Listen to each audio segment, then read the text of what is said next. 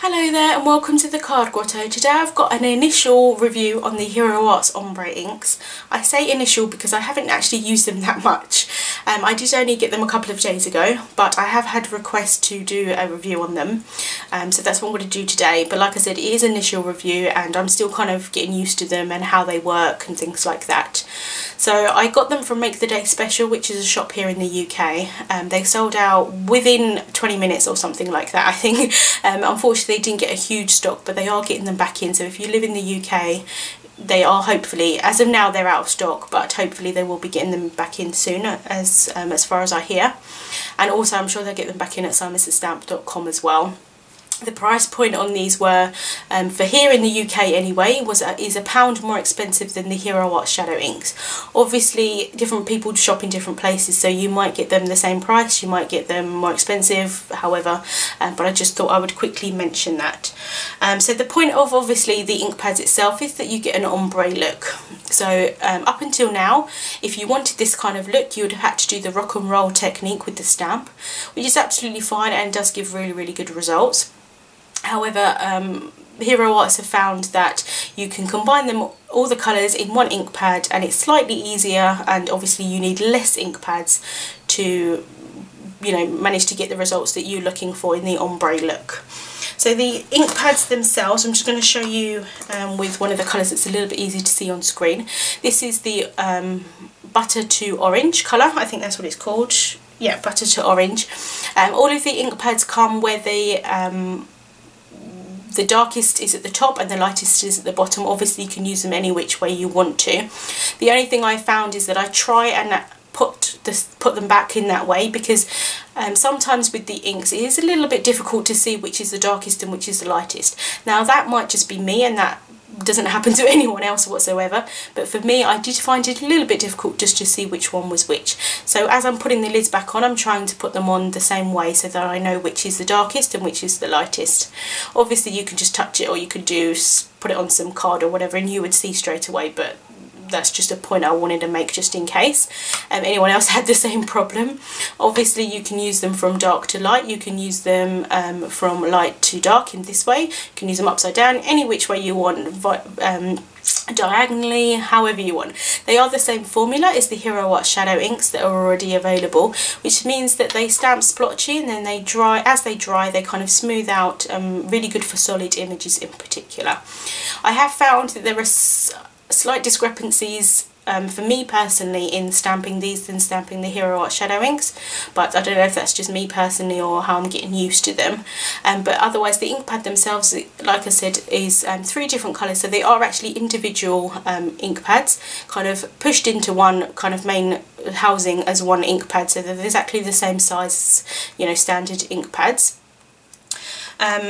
I think they would be really good, especially for people, well, people that really like the ombre look. So if you do the rock and roll technique quite a lot, they would be really good. If you haven't been able to do the rock and roll technique because you haven't got as many ink pads in, you know, like in tonal colours, then these would obviously be really good, because you only need the one ink pad and you've already got 3 colours in one. So you can actually, you could actually just use this as one ink pad. So like the orange, just for example, you could selectively ink your stamp up so that you only got that colour. So say you just wanted the orange, you could just do that. Obviously with certain stamps you could just do 2 colours, you could do all 3 colours, you can do, like I said, in any which way you want really.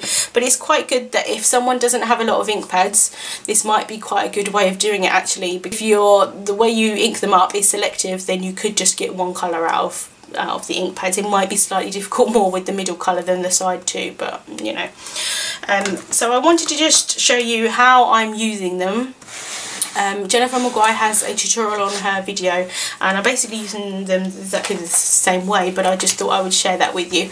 What I have found is that I'm using this Inkadinkado stamp pad. I use this for my Hero Arts Shadow inks anyway, or any inks actually that I'm using a solid image on. It's basically a piece of rubber, you could probably use a mouse mat or something like that, but I don't use a mouse pad with my mouse on my computer, so I bought this in particular.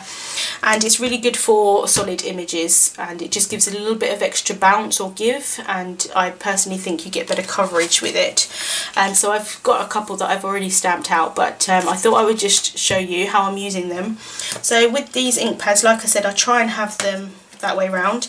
Again, use them any which way you want to. But how I found to do it is that I try and push as hard as I can on my initial kind of thing.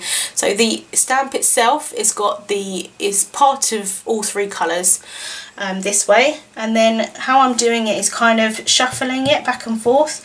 I know Jennifer Maguire uses the word cha-cha, which is quite nice. So you are doing a bit of a cha-cha back and forth really, and then obviously stamping it down.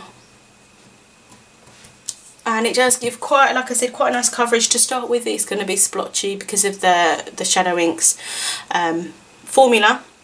I'm sorry, these aren't Shadow Inks, but you know, they're the same formula of ink. And then it does tend to dry a bit smoother. This one here, it's been drying for a little while, and as you can see it's a lot smoother than this one. I do expect that this one will smooth out. I have had a couple of problems where I just haven't got the coverage of ink.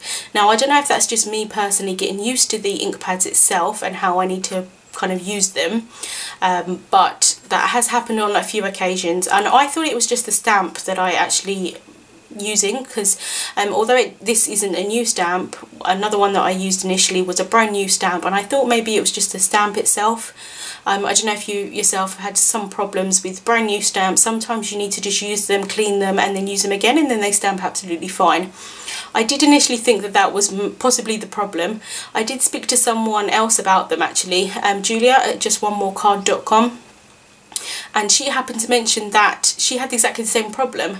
Now, we might have just both been using brand new stamps, we might have not been, and it might be the ink itself, so I'm not 100% sure with that. However, after using them, all of them, for a little while, I have got much better results, so I don't know if you just need to use them a little bit more. Obviously, these have travelled at some point in their life to get to me, so it might just be they might have just, the initial top of it might have just dried slightly, I don't know, but like I said, having using them a little bit more, they do give a lot better coverage than the initial time that I first used them. So that's those, and I've got a couple more here. That's exactly the same, so obviously, like I said, you can go from dark to light this way, you go from light to dark, however you really kind of want to use it. I will just mention that they do stain your stamps, the ink. There's no two ways about it. However quickly you get to your stamp cleaner, they are going to stain your stamps. I do use the ultra clear. I've just got it in a scrubber pad today. I tend to use it in this and then use a baby wipe over the top afterwards, and it's very good cleaner, the clear design from Hero Arts, but it's still, this ink is going to stain your stamps. There's just no two ways about it, but it doesn't damage them, so that's that. And then I have got slightly different results from different colours. This one here, I didn't quite do as much of the gradient. I thought I did, but I obviously didn't quite. So you do have a bit more of a line in between the colours, which I don't like as much. This one I did the other way. I've missed out a massive portion of it, but I didn't have the this stamp pad underneath it, so it might have just been that. This one here is a really quite nice and smooth, and that one's probably the best impression I got. Although the darker colour does seem a little bit more dry than the lighter colour, just on how I've stamped it on this occasion. I have had a lot more trouble with the mint to green colour. This is a nice clearly besotted butterfly stamp, which is the Flight of Fancy, just in case you happen to like it. And it's a beautiful stamp, but the actual colours of these, they are quite splotchy, and again the same, and I did try it a few times. I would have to use this colour a lot more, I think, before it kind of got to the stage where I was happy with it. The grey to black, that stamped out first time absolutely perfectly. It might just be the fact that I've used an outline stamp, but I actually found it a lot juicier, and I really liked it.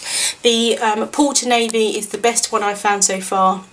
Straight away this gave this impression really beautiful, and I really like the coverage of the ink as well, and that's just, to me, that's really beautiful how it gradiates between the colours. This one I did the opposite. Personally, for this kind of design, I don't think that kind of way works very well. I think this way works a lot better, so I think that might have just been the way that I kind of used the ink. So I have found that usually when I stamp an image, I would usually take my ink pad and stamp it directly on this way.